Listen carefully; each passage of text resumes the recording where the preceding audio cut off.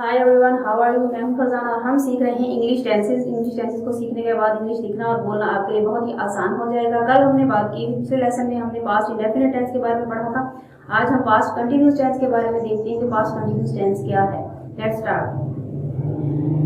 Past continuous tense की definition देखते हैं सबसे पहले कि क्या है। ये पास्ट कंटिन्यूअस टेंस माजी में किसी काम के जारी रहने को जाहिर करता है, यानी कि वो काम जो माजी में जारी था उसको जाहिर करता है।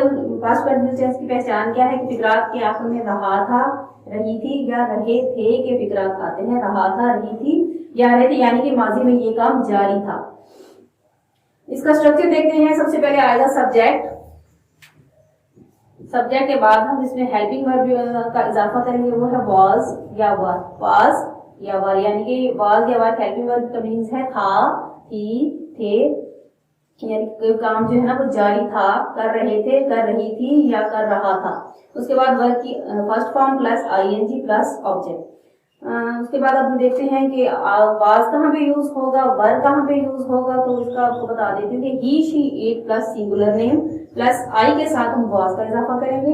इनके सबके साथ ही, शी, इट है, सिंगुलर नेम है और आई है, उसके साथ वाज यूज होगा। सिंगुलर के साथ वाज। उसके बाद है we, they, you plus plural names, यानी कि जमा नाम, एक से ज्यादा लोग जो आ रहे हैं, एक से ज्यादा नाम होंगे तो उसके साथ हम वर यूज करेंगे। अब हम इनके सिंपल सेंटेंसेस को देखते हैं कि क्या है। वो सबसे पहला सेंटेंस है हमारे पास, वो खाना खा रहा था।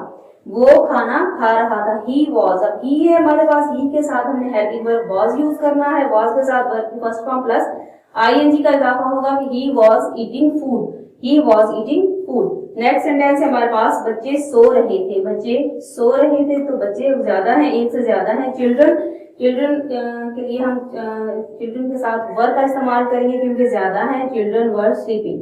नेक्स्ट सेंटेंस है हमारे पास, बारिश हो रही थी। It was raining. अब इट के साथ भी वॉज यूज होगा, it was raining. Next negative sentences को देखते हैं कि नेगेटिव सेंटेंसेस का स्ट्रक्चर क्या है। सबसे पहले हम लगाएंगे सब्जेक्ट। सब्जेक्ट के बाद आ जाएगा वॉज नॉट या वर नॉट। उसके बाद वर्ब के first form plus ING plus object. इसका सेंटेंस देखते हैं, वो स्कूल नहीं जा रहे थे। वो स्कूल नहीं जा रहे थे, वो ये ज्यादा है तो उसके लिए भी हम वर यूज करेंगे, they were not going to school. They were not going to school, वो स्कूल नहीं जा रहे थे। नेक्स्ट सेंटेंस है हमारे पास, तुम सवाल हल नहीं कर रहे थे। तुम सवाल हल नहीं कर रहे थे। अब तुम है, तुम के लिए हम यू यूज करते हैं। यू के साथ भी वर्ब की फॉर्म जो है हेल्पिंग वर्ब आएगा, you were not solving the sum. You were not solving the sum. Next हम इंट्रोगेटिव सेंटेंसेस को देखते हैं। इंट्रोगेटिव सेंटेंस का स्ट्रक्चर सबसे पहले देखते हैं। सबसे पहले स्टार्ट में हम लगा देंगे हेल्पिंग वर्ब वाज या वर। हेल्पिंग वर्ब वाज या वर, फिर सब्जेक्ट, उसके बाद वर्ब, उसके बाद आईएनजी प्लस ऑब्जेक्ट और उसके बाद हम क्वेश्चन मार्क लास्ट में लगा देंगे। तो उसका सेंटेंस देखते हैं। सबसे पहले, क्या वो झूठ बोल रहा था।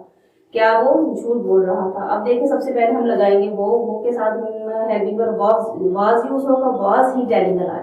सबसे पहले वाज, उसके बाद सब्जेक्ट, फिर वर्ब की आईएनजी फॉर्म, उसके बाद object, was he telling a lie. फिर देखते हैं नेक्स्ट सेंटेंस, क्या वो क्रिकेट खेल रहे थे। क्या वो क्रिकेट खेल रहे थे। वो ज्यादा लोग हैं, उसके लिए हम वर यूज करेंगे, were they playing cricket. Were they playing cricket. Guys, ये था हमारा आज का लेसन। उम्मीद है आप लोगों को समझ में आया होगा। नेक्स्ट लेसन के साथ इंशाल्लाह फिर हाजिर होंगे। चैनल को सब्सक्राइब करें, बेल आइकन को प्रेस करें, ज्यादा से ज्यादा शेयर करें। नेक्स्ट लेसन के लिए अल्लाह हाफिज।